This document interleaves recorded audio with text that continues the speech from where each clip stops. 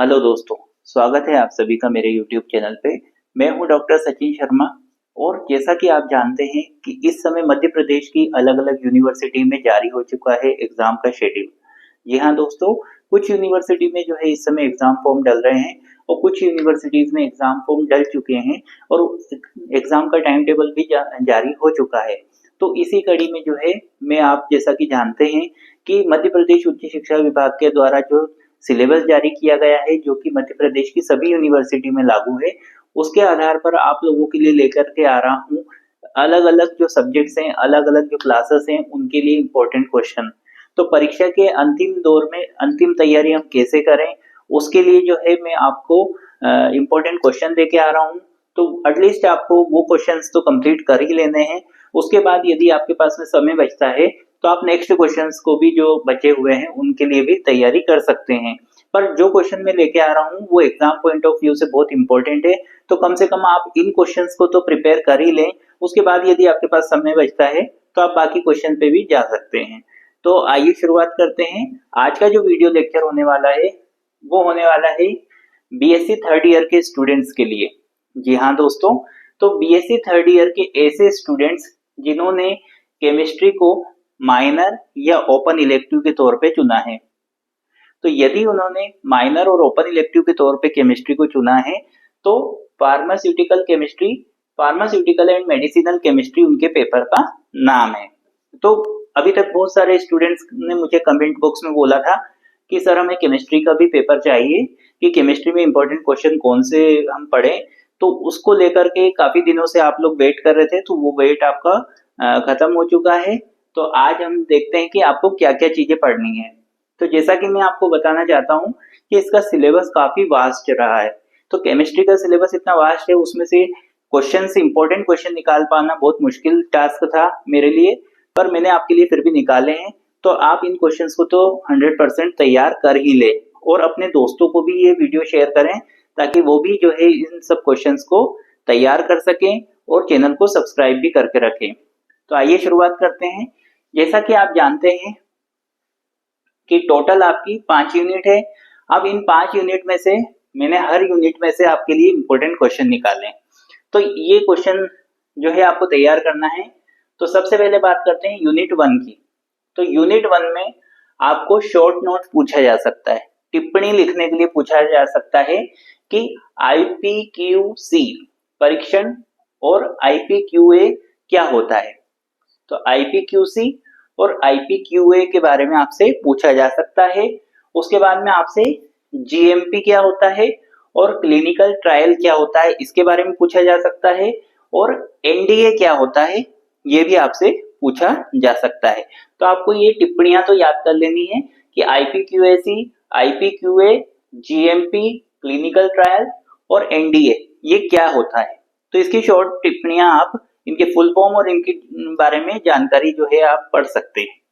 उसके बाद में जो आपका सेकंड क्वेश्चन है वो है explain pharmacy and pharmaceutical ethics in detail. मतलब कि फार्मेसी क्या होती है और फार्मास्यूटिकल की नैतिकता के बारे में आपको जानकारी देनी है। उसके बाद में आपका जो तीसरा क्वेश्चन है वो है explain patent and it's act. मतलब कि पेटेंट क्या होता है, पेटेंट का मतलब क्या होता है और उसके जो अधिनियम होते हैं, उसके जो एक्ट होते हैं उसके बारे में आपको पढ़ना है। उसके बाद में आपको पढ़ना है गुणवत्ता की अवधारणा, मतलब कि concept of quality assurance and quality control. तो गुणवत्ता की अवधारणा को परिभाषित करना है और साथ में आपको गुणवत्ता आश्वासन में उनकी भूमिका को समझाना है। मतलब कि गुणवत्ता की अवधारणा को परिभाषित करते हुए गुणवत्ता आश्वासन में उनकी भूमिका को समझाना है। Concept of quality assurance and quality control मैंने दोनों लैंग्वेज में लिखा हुआ है। उसके बाद में आपको तैयार करना है डॉक्यूमेंटेशन और रिकॉर्ड के रखरखाव में अनुप्रयोगों को विस्तार से समझाना है। मतलब कि डॉक्यूमेंटेशन और रिकॉर्ड के मेंटेनेंस को आपको विस्तार से समझाना है। उसके बाद में इतने क्वेश्चन आपको फर्स्ट यूनिट में से करने हैं। उसके बाद आपका जो सेकंड यूनिट आती है, सेकंड यूनिट में आपको क्या क्या करना है, क्रूड ड्रग या कच्ची दवा क्या होती है, उसके प्रकारों का को उदाहरण सहित समझाना है कि क्रूड ड्रग या कच्ची दवा क्या होती है, उसको उदाहरण सहित समझाना है। उसके बाद आपका जो दूसरा क्वेश्चन है वो है स्कोप ऑफ फार्माकोग्नोसी, व्यापकता को बताइए। मतलब कि फार्माकोग्नोसी जो है उसकी व्यापकता क्या है उसके बारे में आपको बताना है, क्योंकि आप जानते हैं कि आपकी फार्मा केमिस्ट्री है तो उससे रिलेटेड ही क्वेश्चन है कि फार्माकोग्नोसी क्या होती है, उसकी व्यापकता को समझाइए या इसके स्कोप को बताइए।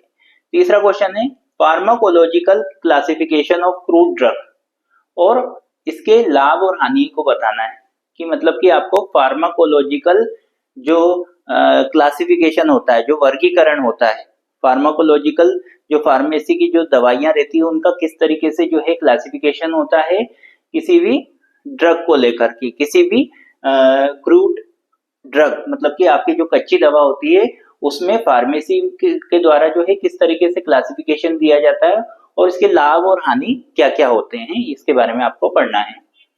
फिर explain drug receptor with its types, तो मतलब कि ड्रग रिसेप्टर क्या होता है उसके प्रकारों का भी आपको वर्णन करना है। ड्रग एडमिनिस्ट्रेशन की विधियां लिखिए, मतलब कि ड्रग के एडमिनिस्ट्रेशन की विधियों को भी आपको एक्सप्लेन करना है। तो ये हुई आपकी सेकंड यूनिट। तो इन क्वेश्चंस को टोटल 5 क्वेश्चन है, इन 5 क्वेश्चन को आपको प्रिपेयर करना है सेकंड यूनिट में से। उसके बाद आती है बारी थर्ड यूनिट की। तो थर्ड यूनिट काफी लंबी है और इसमें से बहुत मुश्किल से क्वेश्चंस इतने निकल पाए हैं क्योंकि बहुत सारे थे, उनमें से बहुत छांट छांट के निकाले गए हैं। तो जैसा कि आपका तीसरी जो यूनिट है इसमें आपको जो पहला क्वेश्चन है वो है आपका explain drug design. Drug design को क्या स्पष्ट करता है, मतलब कि ड्रग डिजाइन क्या होता है और ड्रग डिजाइन जो रहता है वो क्या स्पष्ट करता है। फिर दूसरा क्वेश्चन है ड्रग डिजाइन के आणविक कक्षी दृष्टिकोण को समझाना है कि भाई आखिरकार जो है ड्रग डिजाइन जो रहती है उसके जो आणविक कक्षीय दृष्टिकोण है उसको आपको समझाना है। तीसरा क्वेश्चन है आपका रिसेप्टर साइड प्रिंसिपल, इसके सिद्धांतों को बताना है। किसके सिद्धांतों को? रिसेप्टर साइड प्रिंसिपल के सिद्धांतों को आपको समझाना है। Explain Free Wilson analysis, show relationship between Free Wilson analysis and Hansch analysis. तो मतलब कि आपको जो फ्री विल्सन एनालिसिस होता है वो क्या होता है ये बताना है और साथ में आपको रिलेशन बताना है फ्री विल्सन एनालिसिस और हैंश एनालिसिस के बीच में।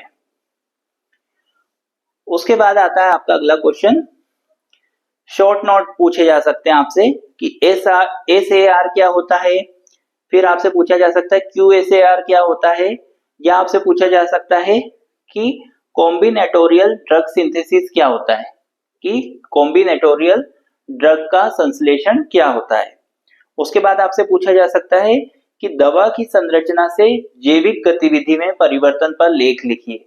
इसको इंग्लिश में कहेंगे how change in chemical structure of drug influences it's biological activity. मतलब कि अगर आपसे क्वेश्चन पूछा जाता है कि दवा की संरचना से जैविक गतिविधि में परिवर्तन पर लेख लिखिए, तो इसको इंग्लिश में बोलेंगे how change in chemical structure of a drug influences it's biological activity. उसके बाद में आपसे क्वेश्चन पूछा जा सकता है असंतृप्त की डिग्री बदलने से दवा में क्या परिवर्तन होता है, उदाहरण सहित लिखिए। How does a change in degree of unsaturation affect the psychochemical and pharmacological properties of a drug। कि मतलब कि अगर असंतृप्त की डिग्री अगर हम बदलते हैं तो दवा में किस तरीके का परिवर्तन होता है, मतलब कि अनसेचुरेशन इफेक्ट अगर हम करते हैं तो जो ड्रग रहती है, जो दवा रहती है उसमें क्या परिवर्तन आता है। तो ये इतने क्वेश्चन आपको थर्ड यूनिट में से करने हैं। उसके बाद आपकी आती है फोर्थ यूनिट। तो फोर्थ यूनिट में आपको क्या पढ़ना है, आपसे पूछा जा सकता है सिफेलोस्पोरिन्स क्या होता है, कि सिफेलोस्पोरिन क्या होता है इसके बारे में पूछा जा सकता है। उसके बाद में पेनिसिलिन क्या होता है, इसका संश्लेषण या सिंथेसिस और इसके इंपॉर्टेंट यूसेस आपसे पूछे जा सकते हैं पेनिसिलिन के। उसके बाद में एंटी कैंसर डेक्टिनोमाइसिन या एक्टिनोमाइसिन डी पर आपसे लेख पूछा जा सकता है कि भाई एंटी कैंसर में डेक्टिनोमाइसिन या एक्टिनोमाइसिन डी जो है वो क्या करती है, उसके ऊपर आपको लेख लिखने के लिए पूछा जा सकता है। फिर आपसे पूछा जा सकता है कि broad spectrum antibiotic, broad spectrum antibiotic क्या होती है। एग्जाम्पल के तौर पे आपसे टेट्रासाइक्लिन पे भी लेख पूछा जा सकता है। पहले तो आपको ये याद रखना पड़ेगा कि ब्रॉड स्पेक्ट्रम एंटीबायोटिक क्या होती है, फिर आपसे टेट्रासाइक्लिन के बारे में पूछा जा सकता है। फिर आपसे कुछ ये पूछा जा सकता है छोटे मोटे 2-3 नंबर में कि एंटीबायोटिक क्या होती है, प्रतिजैविक क्या होते हैं और बी लेक्टम क्या होता है, सॉरी बीटा लेक्टम क्या होता है, ये भी आपसे पूछा जा सकता है। तो ये आपकी 4th यूनिट है। 4th यूनिट में से आपसे ये क्वेश्चंस पूछे जा सकते हैं। अब आती है बारी 5th यूनिट की। तो 5th यूनिट में आपसे क्या क्या पूछा जा सकता है, तो जैसा कि उस 5th यूनिट जो है वो आपकी फंगस है, उसके बाद में आपके बैक्टीरिया है, उसके बाद आपके जो ये मलेरिया वगैरह कॉजिंग जैसे कि, तो ये मतलब कैसे होते हैं ये सब चीजें, आखिर कवक क्या होता है, आपसे जैसे पूछे फंगस क्या होती है, उसके संक्रमण के बारे में विस्तार से बताइए, ऐसे पूछा जा सकता है। उसके बाद में आपसे छोटे शॉर्ट नोट पूछे जा सकते हैं कि ये चीजें क्या होती है। MOA मैकेनिज्म ऑफ एक्शन क्या होता है, SAR स्ट्रक्चर एक्टिविटी रिलेशनशिप क्या होता है, आइबुप्रोफेन क्या होता है, नेटोपैम क्या होता है, एसाइक्लोवीर क्या होता है, नॉरफ्लॉक्सेसिन क्या होता है और मेफ्लोक्विन क्या होता है। ये सब जो है अलग अलग जो नाम है ड्रग्स के, इनके बारे में आपसे पूछा जा सकता है कि आइबुप्रोफेन क्या होता है, नेटोपाम क्या होता है, एसाइक्लोवीर क्या होता है, नॉरफ्लॉक्सेसिन क्या होता है, मेफ्लोक्विन क्या होता है। उसके बाद आपसे पूछा जा सकता है क्लोरोक्विन की संरचना, संश्लेषण एवं उपयोग को समझाइए, मतलब कि जो क्लोरोक्विन रहती है उसकी स्ट्रक्चर कैसे होती है, उसको बनाते कैसे हैं, सिंथेसिस कैसे होता है और उसके उपयोग क्या क्या है, उसके बारे में पूछा जा सकता है। फिर साइप्रोफ्लेक्सिन दवा किस काम आती है, इसे लेने की तरीके एवं उसकी सावधानियां भी आपसे पूछी जा सकती है।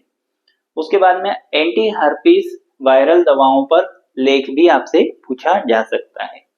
तो ये जो है टोटल मैंने 5 यूनिट है, इन 5 यूनिट के क्वेश्चंस आपके लिए बनाए हैं। ये क्वेश्चंस आपको एटलीस्ट जो है कर ही लेने हैं। जैसा कि आप जानते हैं सभी स्टूडेंट्स की आपका जो फाइनल ईयर है, फाइनल ईयर में आपको अच्छे से अच्छे मार्क्स लाने का प्रयास करना चाहिए, क्योंकि उसी से जो है आपका जो एग्रीगेट है पूरा तीनों ईयर का मिला करके वही निकलता है। और कोशिश करनी चाहिए कि हमें किसी भी तरह से सप्ली वगैरह ना आए, जिससे कि मार्कशीट पे ऐसा कुछ भी लिखा ना आए। तो हमें अच्छे से तैयारी करनी है एग्जाम की। तो एटलीस्ट केमिस्ट्री के जो माइनर और ओपन इलेक्टिव के जो स्टूडेंट्स है वो ये क्वेश्चंस तो प्रिपेयर कर ही लें। और इसी तरीके से मैं और भी अच्छे अच्छे टॉपिक्स पे आपके लिए वीडियो लेके आने वाला हूँ। मैं पर्सनैलिटी डेवलपमेंट के ऊपर मैंने आपका पूरा एक वोकेशनल जो सब्जेक्ट है उसके ऊपर पूरा मैंने 1 घंटे या 1.25 घंटे का पूरा डिटेल्ड वीडियो बनाया है। तो आप उसको इस पे मेरे चैनल पे जा करके देख सकते हैं। और बाकी सभी सब्जेक्ट बॉटनी, जूलॉजी, इनके भी मैंने इंपॉर्टेंट क्वेश्चंस निकाले हुए हैं, उनको भी आप चैनल के माध्यम से देख सकते हैं। तो इसी तरीके से और कौन से जो आपको सब्जेक्ट के क्वेश्चन चाहिए या आपको डिटेल लेक्चर चाहिए वो भी आप मुझे जो है कमेंट बॉक्स में पूछ सकते हैं।